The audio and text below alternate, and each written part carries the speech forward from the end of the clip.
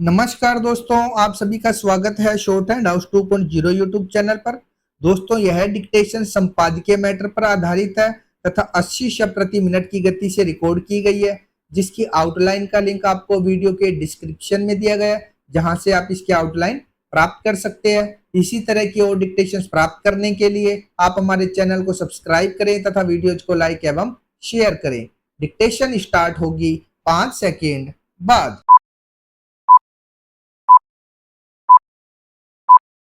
Start. Lebanon पर Israeli हमले में कट्टरपंथी संगठन हिजबुल्लाह के नेता हसन नसरल्लाह की मौत के बाद मध्य पूर्व में हालात और विकट हो गए हैं।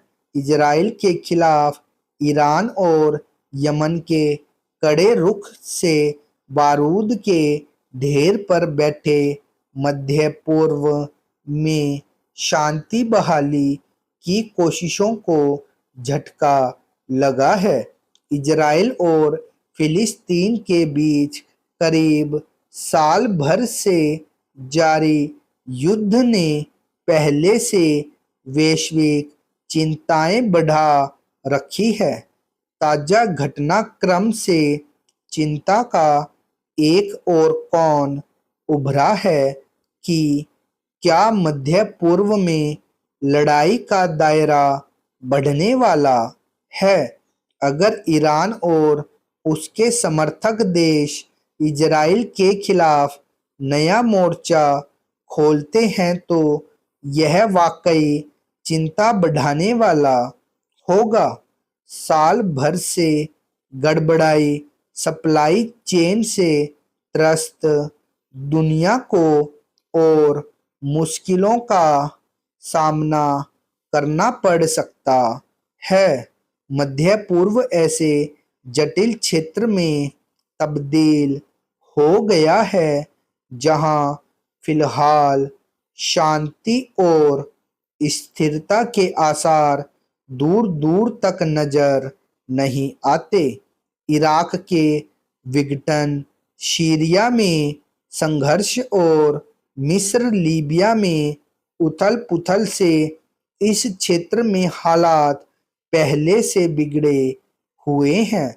व्यापक सामाजिक असंतोष, जातीय सांप्रदायिक विभाजन और जिहादवाद का विस्तार आग में घी साबित हो रहे हैं। नसरल्लाह की मौत ने कट्टरपंथी देशों और संगठनों को फिर लामबंद होने का मौका दे दिया है। धुर प्रतिद्वंदी ईरान और इराक के स्वर एक जैसे हो गए हैं।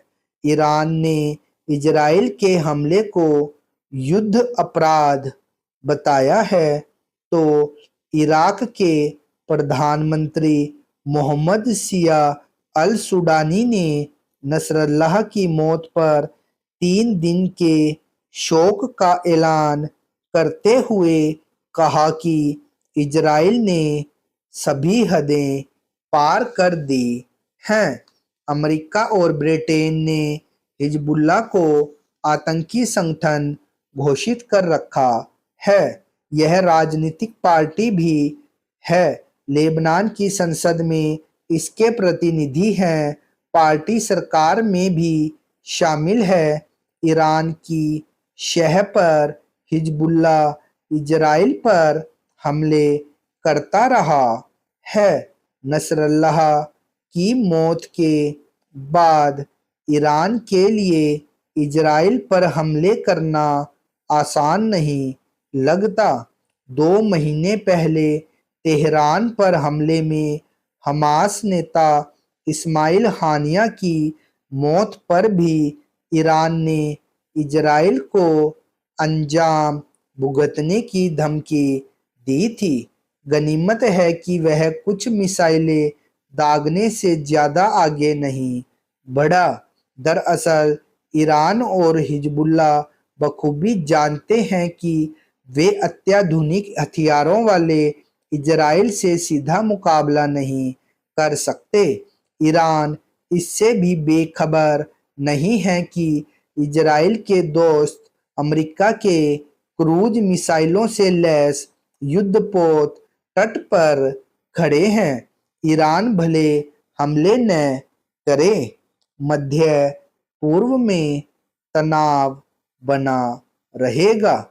इस क्षेत्र को तनाव मुक्त करने के लिए अंतर्राष्ट्रीय स्तर पर कोशिशों की दरकार है।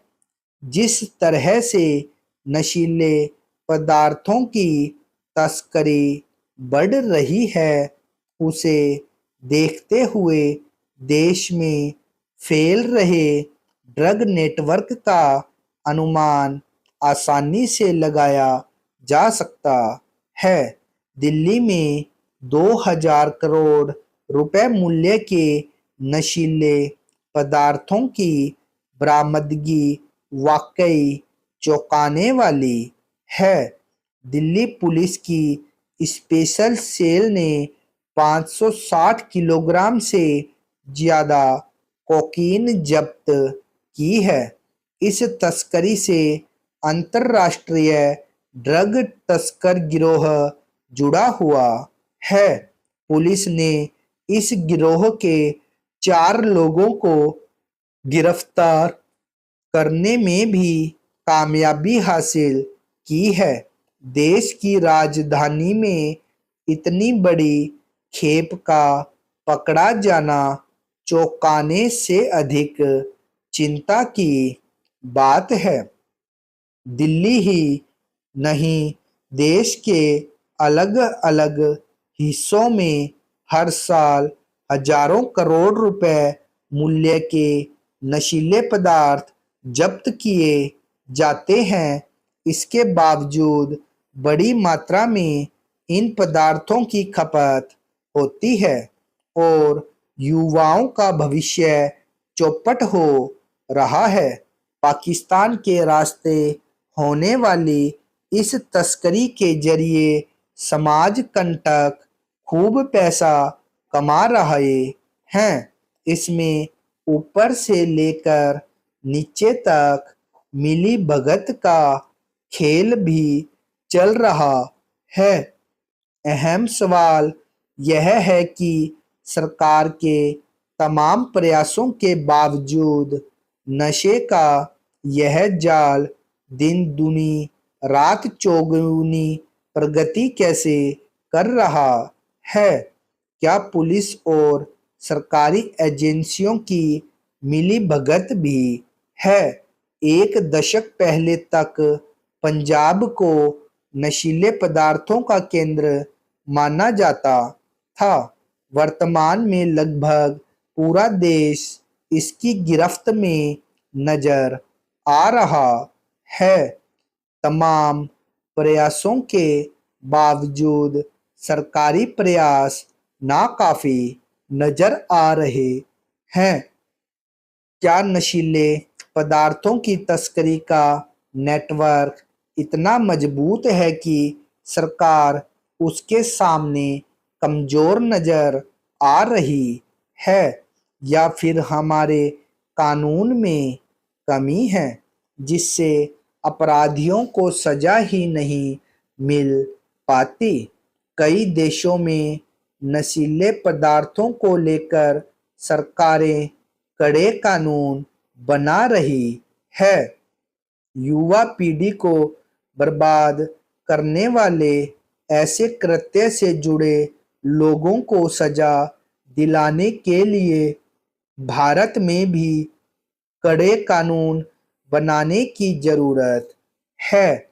साथ ही अलग-अलग राज्यों की पुलिस और सुरक्षा एजेंसियों के बीच बेहतर तालमेल और समन्वय की भी जरूरत है। साथ ही आम जनता का सहयोग भी लिया जाना चाहिए ताकि नशे के नेटवर्क का समय रहते पता चल सके और उसे तोड़ा जा सके। मादक पदार्थों की तस्करी के मुकदमों की समीक्षा भी होनी चाहिए। मादक पदार्थों की तस्करी में पकड़े गए लोगों को कितनी सजा मिली और अगर नहीं मिल पाई तो क्यों? अगर कानूनी दांव पेच के चलते किसी को सजा नहीं मिल पाई तो इसके लिए आखिर किसे दोषी माना जाए? तस्करों से साठ-गांठ के चक्रव्यूह को तोड़ने में आ रही अड़चनों को दूर किए बिना अपेक्षित परिणाम की उम्मीद करना बेमानी होगा। स्टॉप।